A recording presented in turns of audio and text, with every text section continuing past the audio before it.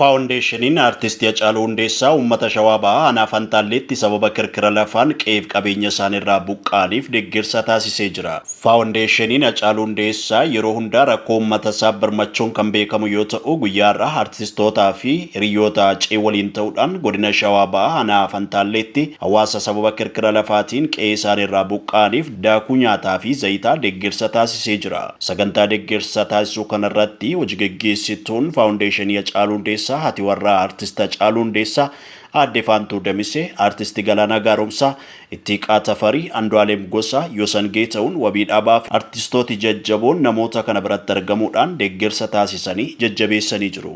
Aartist Galaanaa Gaaromsaa sababa kirkira lafaatiin uummata 50,000 ol buqqa'anii jiraniif habirmannu jechuudhaan karaa fuula feesbuukii isaatii dhaamee jira. Kaayyoo Hacaaluu galmaan ga'uuf yeroo hundaa uummata isa jaallatuuf inni jaallatu cina ni dhaabbanna jechuudhaanis dhaabbatichi fuula feesbuukii isaa irratti ibsee jira.